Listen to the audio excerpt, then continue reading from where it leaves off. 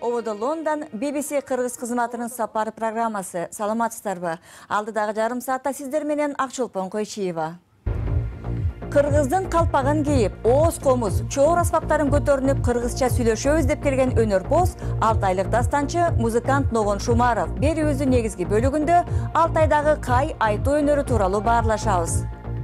Ошондой эле Кыргызстанда өткөнү жаткан Алтай цивилизациясы жана Алтай тектүү элдер деген эл аралык форум тууралуу сөз кылабыз. Алтайлар менен кыргыздар канчалык жакын? Эми болсо сөз кезеген алыстан келген конокко, Алтайдын ар жагынан келген конокко беребиз. Ногон Шумаров студиябызга кош келипсиз. Ошондой эле биз менен түрк дүйнөсүнүн музыкасы боюнча адис Разия Султанова катышат. Саламатсыздарбы? Ногон Шумаров Алтай элинин баатырдык эпостарын унуттурбай, байыркы кайчы өнөрүн алып жүргөн чеберлердин бири. Кыргыздар Манасты ыйык көрүп, Манас үчүн сакталып келдик дегенде эле Алтайларда кай айтуу бул элдин улуттук маданий өз алдычалыгын сактаган бирден бир көрүнүш болуп эсептелет. Эмесе ошол өнөрдү өз кезегинде айтылуу Алексей Калкин сыяктуу чыгаан чебер адамдан үйрөнгөн Ногон Шумаров Лондонго иш сапарлап келип калган экен. Айтсаңыз, мен сизди Лондонго өзгөчө бир кызыктуу иш менен келди деп угуп жатам. Жакшылыктуу күн эле. Мен мында бир айга жуктай эрди келгеним. Мында кинодо 3 кам, онун бир ылама бичип салды кинода. Эми онун сөздөрүн мен Алтай тилден өйтө орус тилге, орустан английский тилге өзө көчүргүлөп жат. Вот андай. Ал жагын сурабай эле коеюн, азырынча бүтө элек уланып жаткан иш экен. Негизи бул көмөкө менен ырдоого дүйнөдө кызыгуу абдан чоң. Негизинен бунун өзгөчө бир сыйкырдуу касиети бар деп элдер кызыгып келет. А эми сиз өзүңүз көмөкө ырдагандан кийин ушунун өзгөчөлүгү эмне деп баалайсыз? Алтайгай бүгүнкү үйдө эң эле баалуу энчи биздин Алтай эл калкка негүн сол жүрөктөн барган. Ол бүткүл түйкүлүк озодон озо албаттылардан, калыктардан жуулуп келген.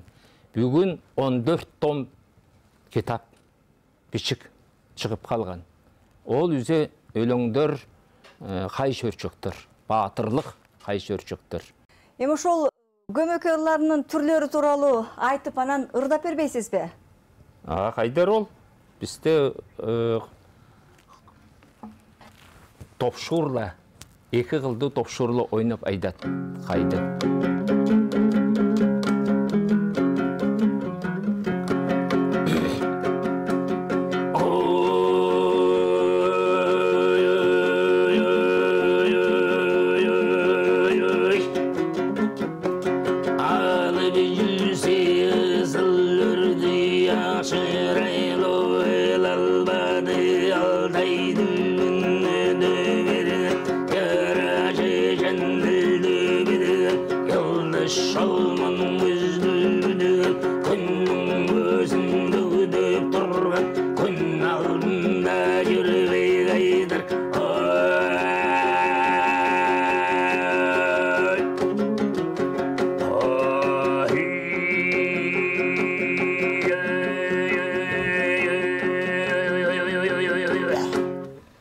Ой, бар болуңуз Ногон аба.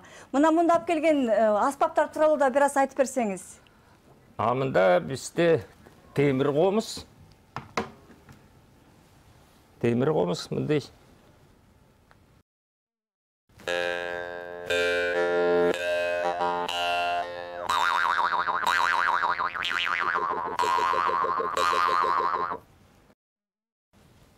Ат комуз, бу жаан комузду ат комуз деп айтат. Ат комуз. Ат комуз, я.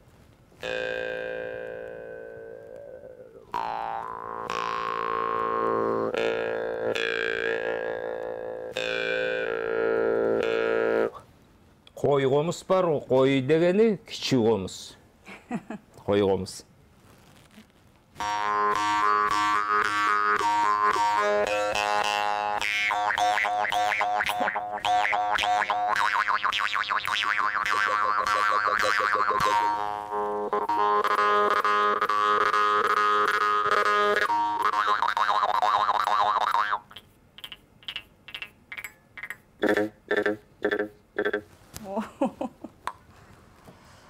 Кыргыздар чектеніп қойғымыз ұқсайды.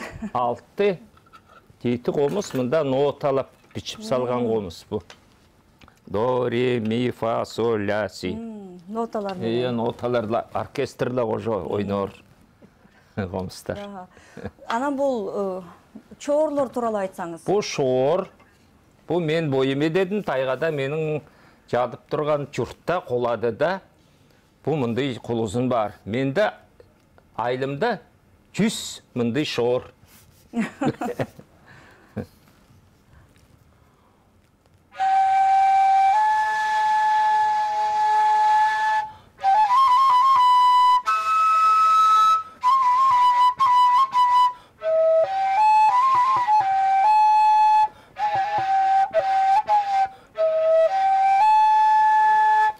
Шорлы ойнаса Алтайдың есі сүйнетті байды.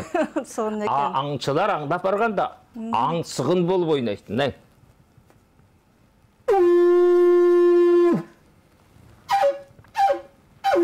Мұнай памырғылайды, аң-маң тап келеді.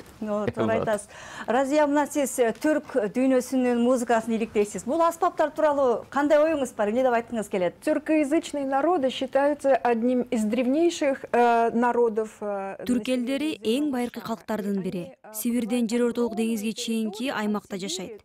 Ал эми Алтай бардык түрктөрдүн мекени эмеспи? Алтай музыкасынын чебер аткаруучусу Ногон бул студияга алып келген аспаптардын да узун тарыхы бар. Аспаптардан тышкары бул киши көмөкөй менен ыр аткаруунун чебери. Анын ар кандай ыкмасын үйрөнүү сабактарын жаздырган. Ал эми мындагы ооз комуз, чоорлор, топшоор, ар кандай вариацияда бардык түрк элдерине таандык. Алар ошол элдердин жашаган аймагындагы материалдардан жасалган. Мисалы бул топшоор Сибирде өскөн кызыл карагайдан, чоорлор Алтайда гана өскөн камыштан жасалган.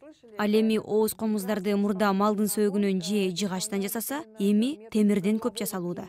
Илгерки заманда пайда болгон бул аспаптар өзүнүн космостук кубаты менен байыркы калктардын бири болгон түрктөрдүн кубатын ушуга чейин жеткирип отурат. До сегодняшнего дня повествуют об удивительной космической силе тюркского народа. Балким ошол космостон алган сыйкырдан уламбы, Ногон абанын бул аспаптарга колу тиселе ырдап жиберип атышпайбы? Сиз ошол көптөгөн өлкөлөрдө концерт коюп жүргөн экенсиз. Эми ошону угармандар кандай түшүнөт деген темага өтүүдөн мурда сиздин Түркияда мындан бир 2 жыл мурда берген концертиңиз бар экен, ошону көрүп алалы.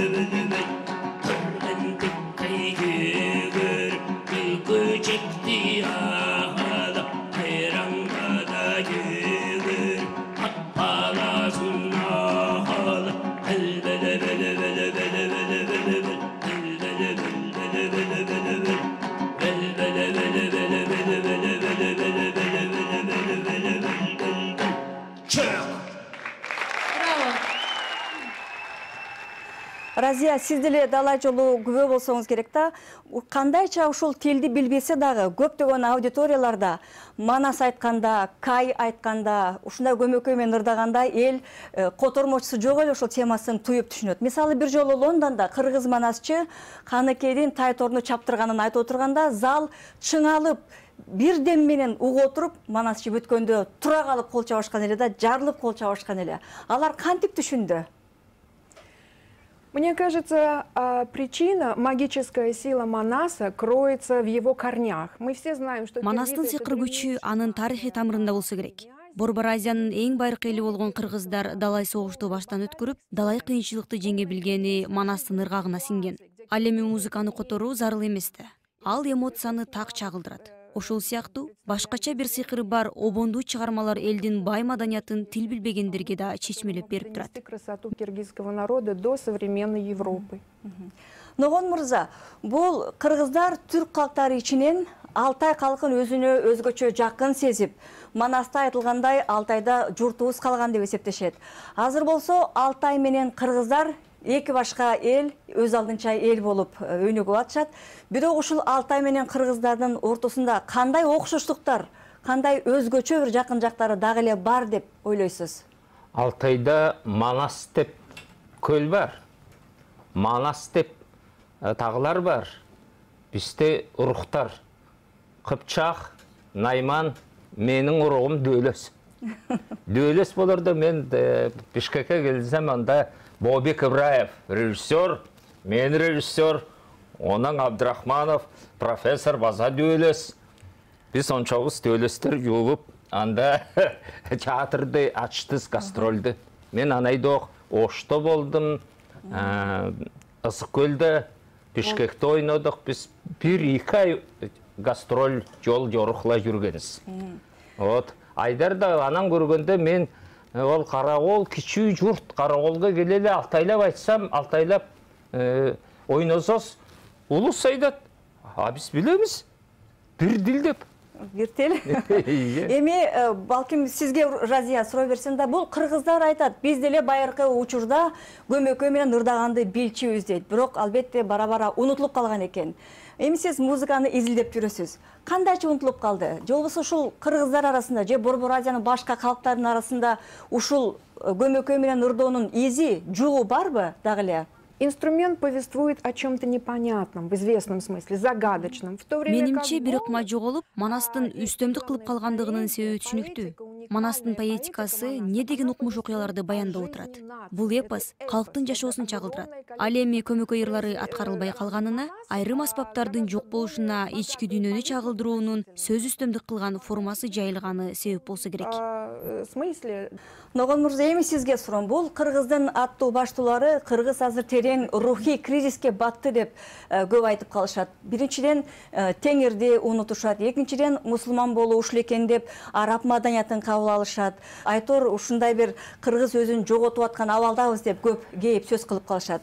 Мына сиз Алтайда жаштар арасында көмөкөй менен ырдоо салтынын сакталып калышына, кай айтуу салтынын сакталып калышына жан үрөп келесиз. Ошол Алтайдагы жаштар арасында кай айтууга, көмөкөй менен ыр аткарууга мамиле кандай? Алтайда бул калганчы үйдү биз десе кайчылардын курултайын өткөрөбүз. Курултайга 10-20 муң улус келет, эл жон халык жуулат. Анда 100 кайчы турушат. Эмди мындай кичине 6 жаштуу бала отурала, алып мынашты айдат. Үсө бүткүлүнчө айдат. Мен айттым, о, жакшы балам. Эмди балдар ол неге түйкүгө, кайга оны ойгон турар да. Ол калык бар. Кай бар да калык бар. Манас бар да калык бар. Тил бар, түйкү болор, ончосу болор. Ушу мен биздин сөзүбүздүн башында сиздин устатыңыз, сиздин мугалимиңиз Алексей Калкин тууралуу сөздү бекеринен козгогон жокмун. Ушул өнөрдү, улуттук маданиятты, культураны сактайлы деген демилге ушул Алексей Калкинден дагы башталып отурса керек. Алексей Калкин, ол кайчы, ол кам болгон. Жигит тушта мен 30 жаштууда кайды баштадым, ойноп. Мен озо актер, режиссер, үрөдүнү божодоло театрга иштеп келдим. Онан жаан батырлык кай чөрчөктөрдү тургузуп баштадым. Амеге кайчы керек? Калкин айдат. Кайчы, онда бизде Алтайда 5 эле кайчы. 78 жылда 5 кайчы болгон. Эмди 100 кайчы. Кайлар каршылай жашта 6 жаш бол, 4-тен 5 жаш бол, сен үйрөнүп аларың. Онан бастыра улус кайлап баштады. Вот ол жанынан мен баштапкы киши школдо, музыкальный школдо кайды үйрөтүп баштагам. Онан Москвада иштедим 5 жыл. Анда база бу кайдын үнүн үйрөтесим. Афинде база үйрөттүм актерлорду үнгө ол қайдың үніне, оны обертон деп айтады. Вот. Оның үшін десе Алексей Григорьевич айтқан, қайдың еңлі тыңы ол десе үн емес, ол башла сөзді айдатаны. Бүткіл жан чөрчөкті, ол манасты қанай байдарың. Сен оны бажыңа сұғып алсаң, сен қайчы. А сен айды бол болсаң, сен дегенде өрчі. Деген санатчы, ожаңды ойстан күші, айдатан күші. Мындан мурдаракта Ногон Шумаров биздин радио студиябызда атайын ыр аткарып берген эле, берүүсү жыйынтыктар алдында ошону угуп коюуга ыңгай келип турат.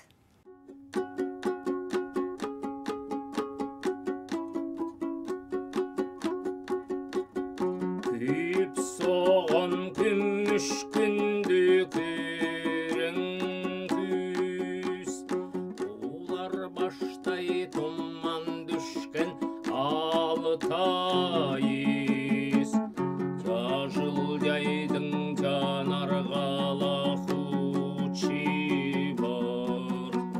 Сарри бүрлер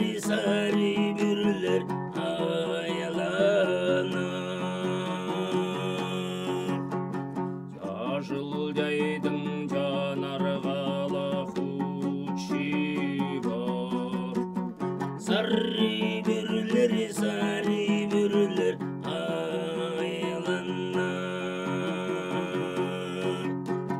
Ой, ой, ой, ой,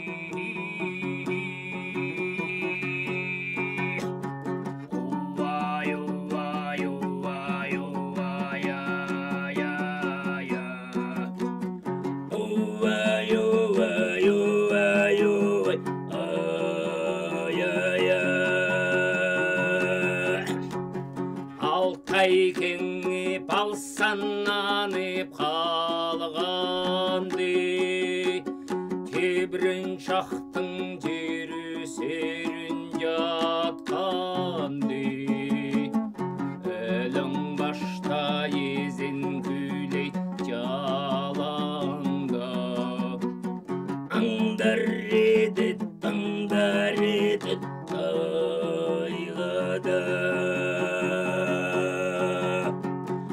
Әлің башта езін күлейт жалаңда.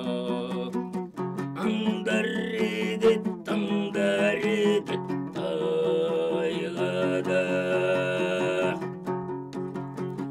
Ой, ой, ой, ой,